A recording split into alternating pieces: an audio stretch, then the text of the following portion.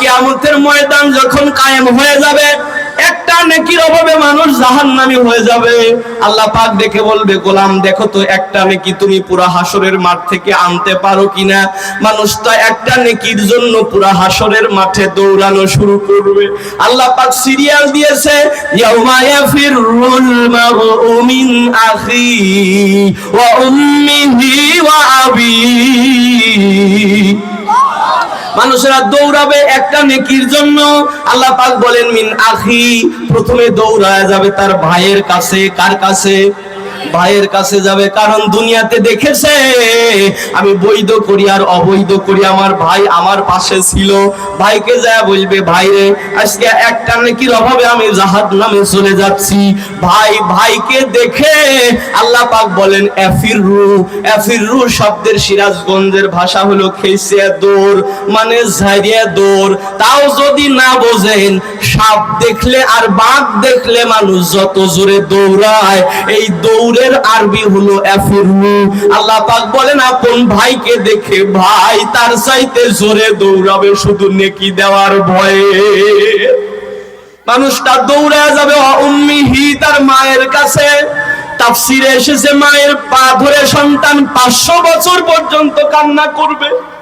ডেকে বলবে, মা আমি তোমার ওই ছেলে যে একদিন স্কুলে যেতে হারিয়ে গিয়েছিলাম। মা তোমার খাবার বন্ধ হয়ে গিয়েছিল। মা আমি তোমার ওই সন্তান, আজকে একটা নেকির অভাবে আমি জাহান্নামে যাচ্ছি। মা দেখো তো একটা নেকি আমাকে দেওয়া যায় কিনা। 500 বছর পর্যন্ত মায়ের পা ধরে কান্না করার পরে মা সন্তানের কপালের ওপর লাথি দিয়া বলবে, দূর হ, তোকে আমি চিনি না। মা এই কথা বলে যখন চলে যাবে, সন্তান সাথে সাথে যাবে আর বলবে, ও মা সত্যি কি তুমি আমাকে চেনো না? মা ও মা সত্যি কি তুমি আমাকে চিনতে পারো নাই? মা ডেকে বলবে, বেটারে চিনেছি, তবে পরিচয় দেওয়ার সময় নাই। আজকে একটা নেকির অভাবে আমিও জাহান্নামে চলে যাচ্ছি। মানুষটা চলে যাবে আব্বার কাছে, আব্বাও নেকি দিবে না। মানুষটা চলে যাবে তার সন্তানাদির কাছে, সন্তানাদিও নেকি দেবে না। যাবে স্ত্রীর কাছে, স্ত্রী বলবে, দুনিয়াতে তো আমার বিবাহই হয় নাই, অথচ ওই স্ত্রী পুত্র সন্তানাদির জন্য আজকে আমরা হালাল হারাম বুঝি না, শুধু কামাই করে উপার্জন করতে চাই। কথা বলেন না কেন? কিন্তু বিপদ যখন আসবে ওই স্ত্রী কিন্তু পরিচয় দিবে না। কথা কি বুঝেছেন?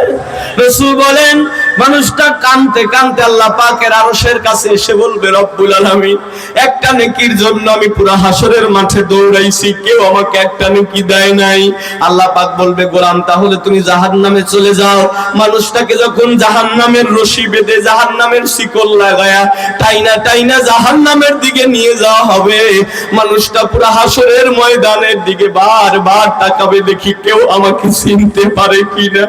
এমন সময় নবী পাকের কাছে কে যেন খবর দিবে, ও নবীজি আপনার একটা উম্মত একটা নেকির অভাবে জাহান্নামে চলে যাচ্ছে। আল্লাহর হাবিব বলেন, সাওয়ালা মুরগি যেরকম বাচ্চার জন্য উড়াল দিয়ে বাচ্চার কাছে যায়, আমি হাবিব আমার উম্মতের পাশে এসে দাঁড়িয়ে যাব। ফেরেশতাদেরকে বলবো, ফেরেশতারা ওজন করো।